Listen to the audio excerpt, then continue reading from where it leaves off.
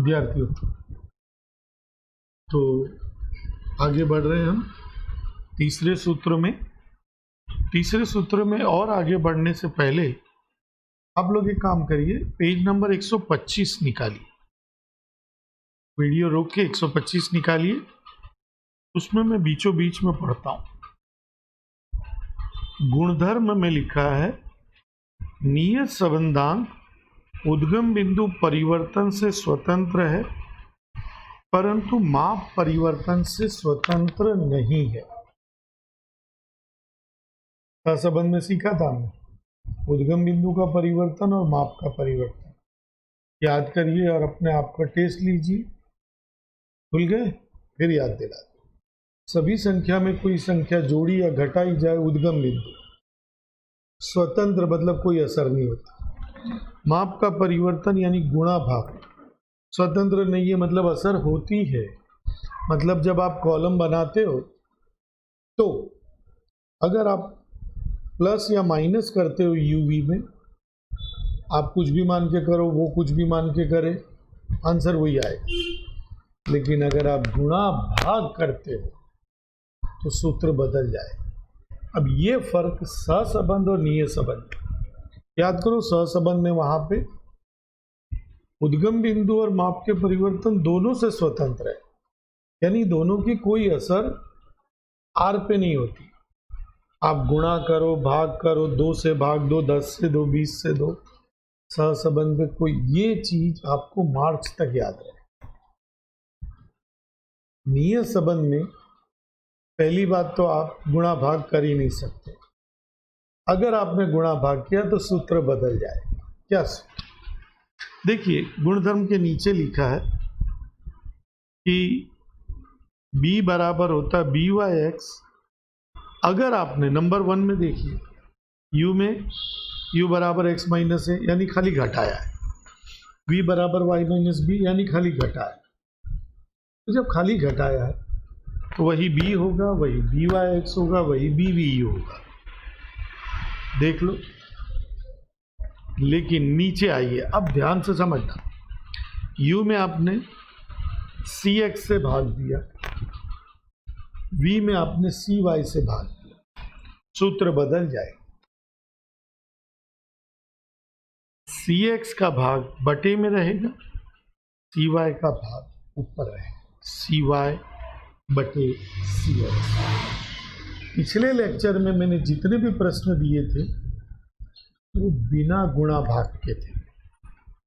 अभी जो आज मैं प्रश्न करवाने जा रहा हूं वो भाग वाले। अब ये जो गुणा भाग है, माप का परिवर्तन यानी गुणा भाग हुआ, उसमें इसने हमको गुणा का तो समझाया ही नहीं है, यानी सिर्फ भाग का है। भाग देने के बारे में अगर क्वेश्चन में दशमलव में दिया है तो भाग देना है। आपको एक उदाहरण समझा दूं। जैसे आइए उदाहरण 5 पर। x में देखिए सब में 2 का भाग जाता है, तो सी एक्स हुआ 2 और y में सब में 5 का भाग जाता है, तो सी वाई हुआ 5। b का सूत्र बदल गया, देखिए नीचे, गुणा सी वाई सी एक्स, सी वाई 5 और सी एक्स 2। अब तुम बोलोगे सर अगर हम भाग ना दें तो? भाग मत दो तो सूत्र वही रखना, लेकिन अगर आपने भाग दिया तो सूत्र बदल जाएगा। अब आप आइए 3.2 का 5वां प्रश्न, जो कि हम यहाँ पे करने जा रहे हैं। तो आप लोग भी कॉपी निकालिए, प्रश्न लिखिए।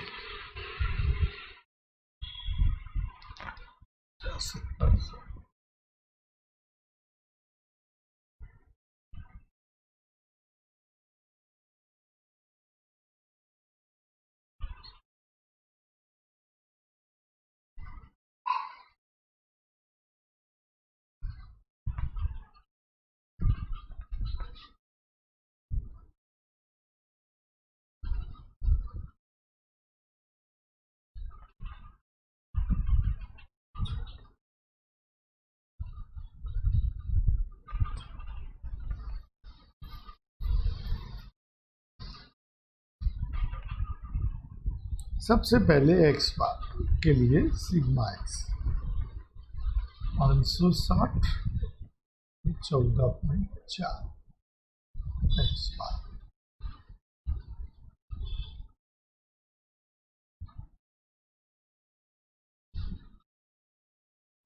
दो दो चार और दो छः,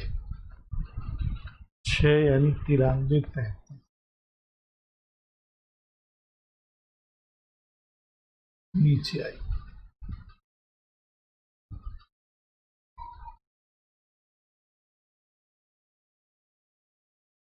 छः दूनी 12, 2.4।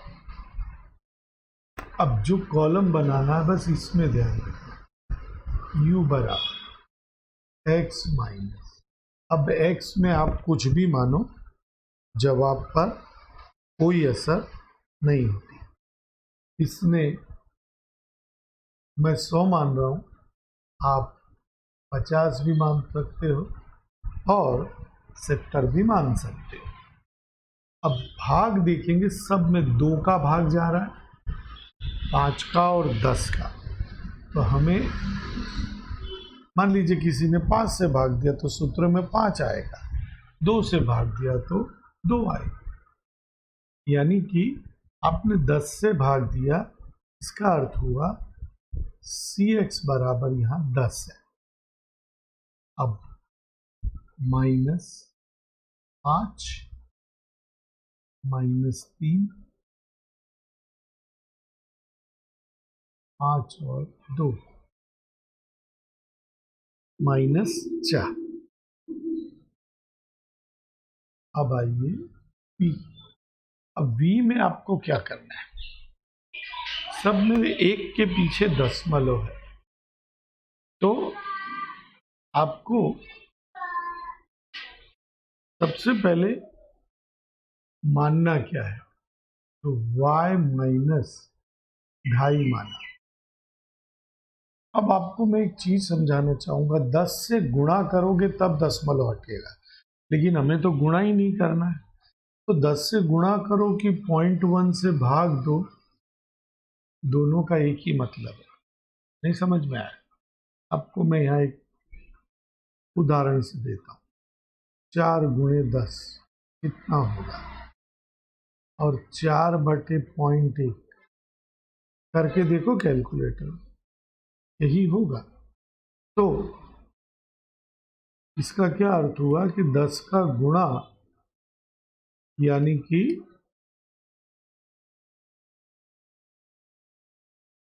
भाग होता है 0.1।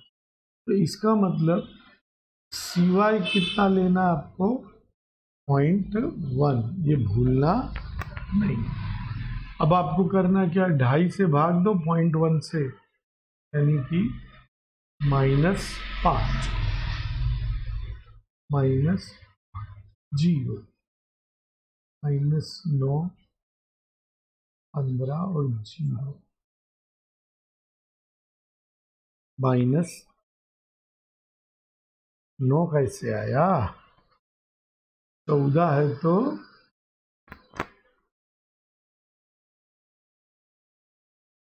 -11, 15 और 0 -6। बस आगे अब ज़्यादा समझाना नहीं है, बस ये 2 सूत्र में बदलेगा, बाकी सब वैसे का वैसा। UV 25 15 33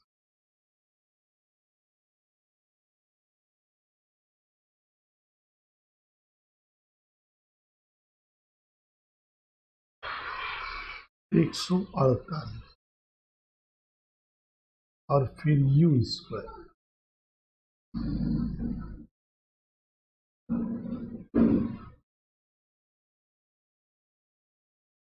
50 60 70 72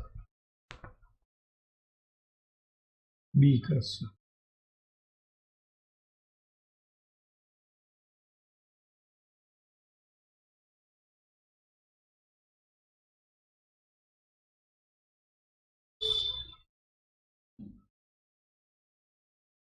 गुणा सी वाई सी एक्स, यही तो नहीं भूलना। एन, एन कितना है? 6, 6 फिर 148, फिर ये 72, फिर ये 4 2 बार आए, -4 और 4, और ये माइनस, और यहाँ पे सी वाई है, ये रहा 0.1, तो सी एक्स है 10।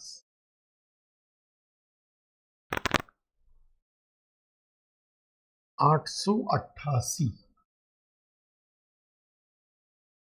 ये दोनों का गुणा प्लस, बाहर निकाला वापस माइनस, 6 दूनी 12, 42 और 1 43, 16, तो 432 और 16, फिर 0.1 और 10।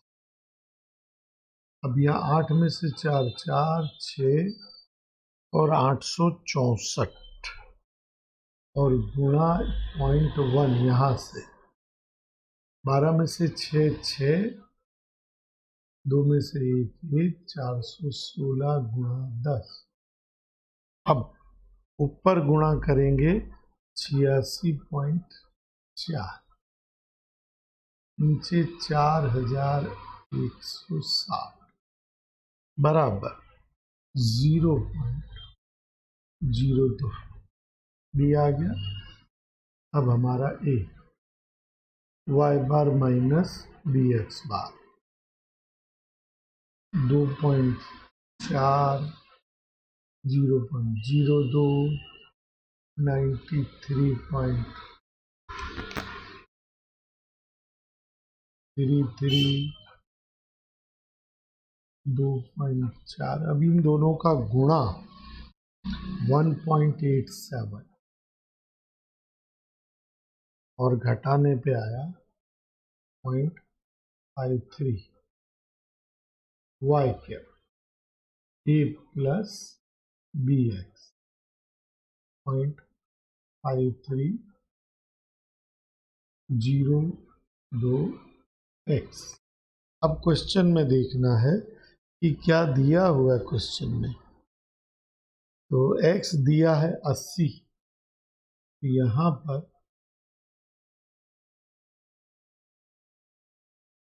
80 रखें,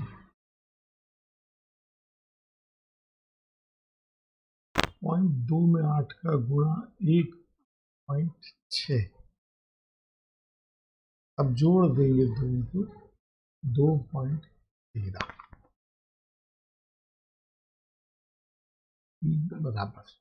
अब वहां देखेंगे y में 10,000 लिखा है, तो आपको इसके कोष्टक में 10,000 ये लिखना जरूरी है, नहीं तो आधा नंबर कट जाएगा। और नीचे मुखवास एक वाक्य लिखेंगे कि जब x 80 होगा तब 2.13 10,000 का बिक्री होगी।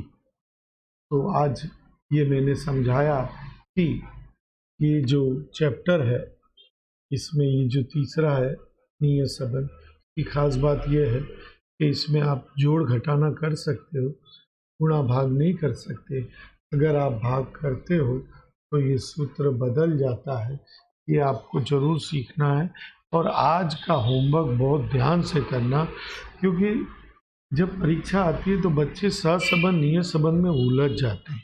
अब आपको सबसे बड़ा बेनिफिट ये होगा कि आप ये वीडियो 2-3 बार देखकर समझ लेंगे और होमवर्क बहुत ध्यान से करना है। उदाहरण 5 3.2 का 4 और बी का 2, तो ज़्यादा नहीं है होमवर्क, इसको आपको निपटा देना है। एक बार मैं फिर याद दिला दूं कि आपको अगर आप सूत्र प्रश्न हल करते समय